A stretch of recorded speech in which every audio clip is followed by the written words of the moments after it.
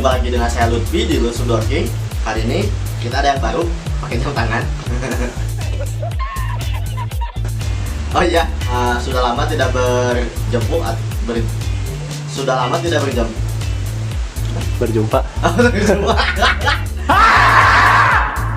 Oh iya, sudah lama tidak berjumpa. Kali ini kita akan mereview sebuah mesin amplas dengan tipe Orbital Random Sender dari produknya NRT Pro. Tipenya itu 925 HD atau HD atau Heavy. Dan mesin amplas ini sudah kita siksa beberapa waktu lalu. Kita udah ngerasain ini itunya, dan mudah-mudahan bisa atau cocok buat teman-teman yang sedang mencari mesin amplas juga. Dan sedikit cerita, mesin amplas ini saya dapat warisan atau hibahan dari seorang teman yang katanya di samping upgrade ke yang lebih keren, mesin ini katanya terlalu bergetar dan bikin kesemutan. Dan kita udah coba dan mungkin teman-teman penasaran juga. Simak terus ya.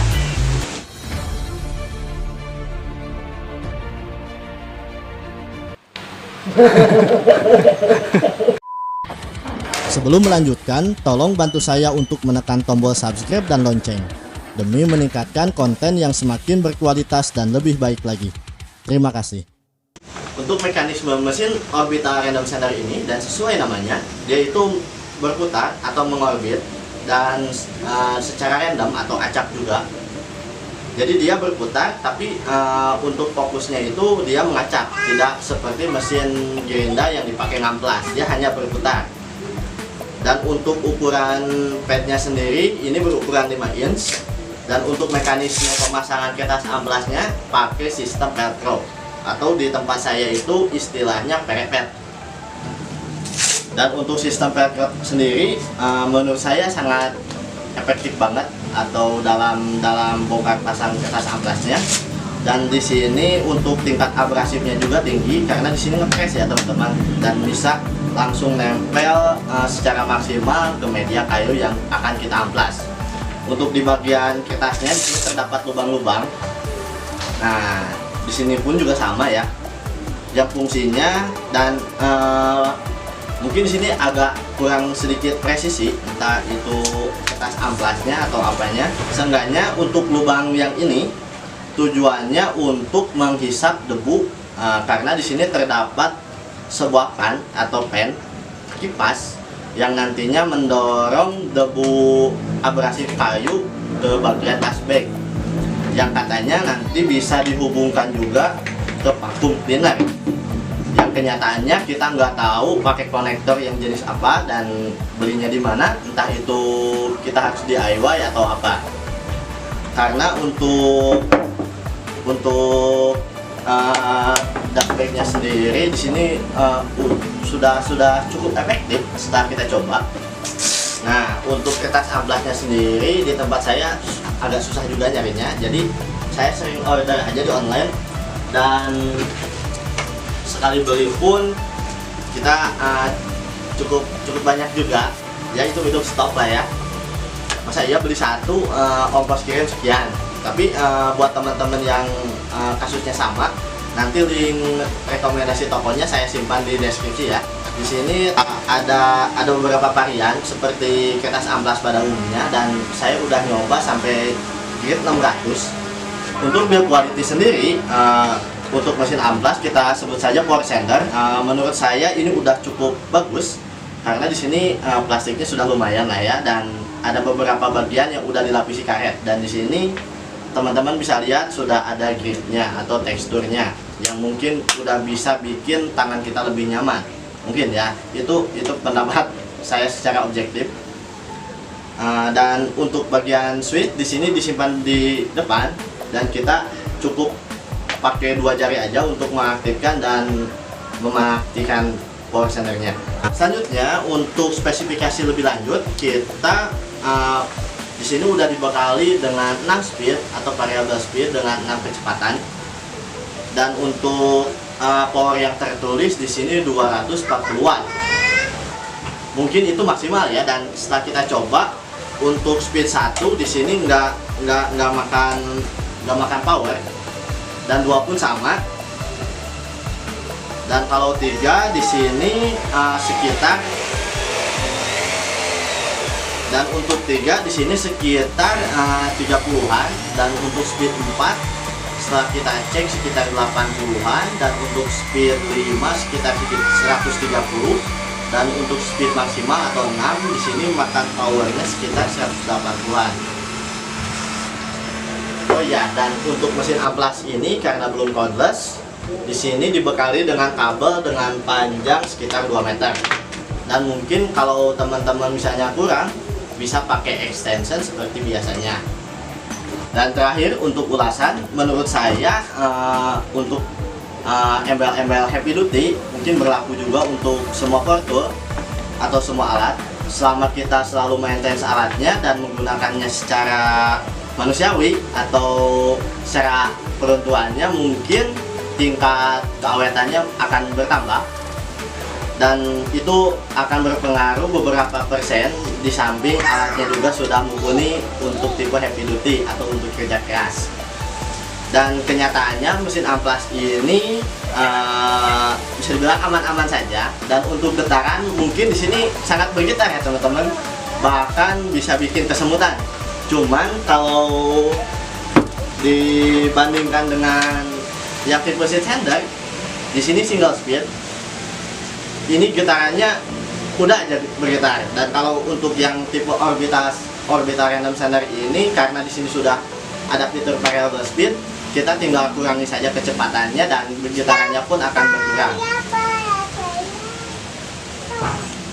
Yang bikin saya penasaran, beliau yang sudah memberikan mesin ini katanya sudah upgrade ke yang lebih keren, dan ketika pegang ini pun kita udah nyaman ya, udah seneng banget, karena di sini enak banget buat dipakai amplas tingkat lanjut atau yang sudah mendekati finishing. Di sini sudah ada fitur variable speed.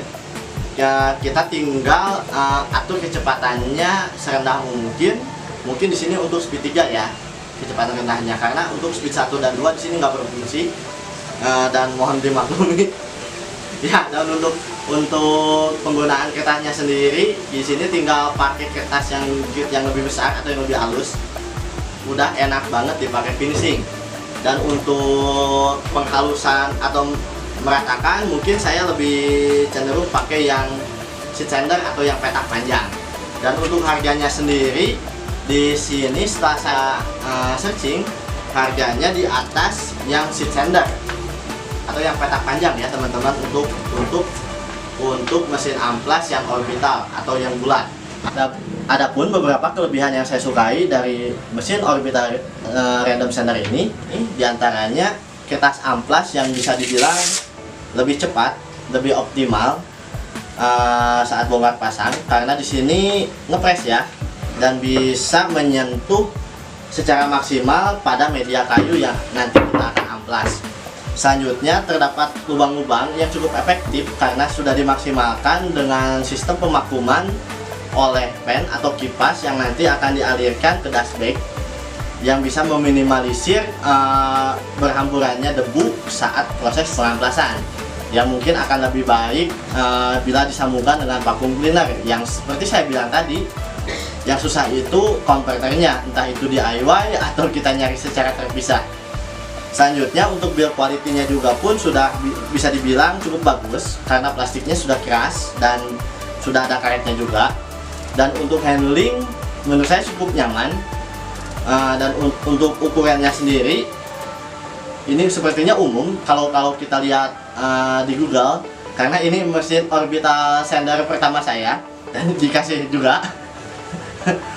Dan selanjutnya untuk penempatan jari kita bisa digunakan secara maksimal, karena untuk jari telunjuk dan jari tengah bisa standby di switch untuk on off, dan untuk ibu jari bisa untuk mengatur variable speed. Dan untuk variable speednya sendiri cukup enak juga, cukup membantu juga walaupun ala kadarnya, dan hanya bisa dipakai dari 3 sampai 6, tidak dari 1 sampai 2. Dan untuk yang saya kurang sukai yaitu emang ini sangat bergetar.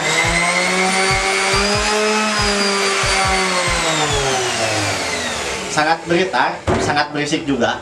Tapi untuk getarannya bisa diminimalisir dengan adanya variabel speed. Kita tinggal turunkan saja kecepatannya dan bisa meminimalisir getarannya. Dan untuk segi bisingnya sendiri itu kita pakai earphone aja, atau bisa dengerin musik yang kencang.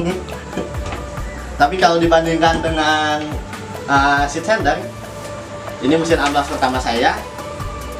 Ini karena single speed, ya getaran dan berisiknya pun atau getarannya pun itu seadanya ya, nggak bisa kita atur, nggak bisa kita kontrol juga. Kemudian untuk harganya pun bisa dibilang relatif terjangkau. Mungkin untuk tipe orbital ini selalu di atas yang tipe seat sander atau tipe petak. Tapi secara keseluruhan bisa dibilang mesin orbital sander dari NRT ini bisa dicoba buat teman-teman yang baru mulai, dan mungkin kalau teman-teman punya budget lebih bisa upgrade, katanya itu lebih enak. Karena tapi untuk saya setelah mencoba yang NRT pun udah cukup enak kok, karena diawali dengan seat sander yang bergitar ini juga. Intinya selalu memakai peralatan keselamatan. Faktanya sebelum pandemi terjadi atau sebelum corona menyerang, kita yang main kayu sudah memakai protokol kesehatan terlebih dahulu, seperti masker contohnya, karena itu berhubungan dengan tubuh kita, dan spare partnya pun susah atau mahal atau ada yang nggak ada juga.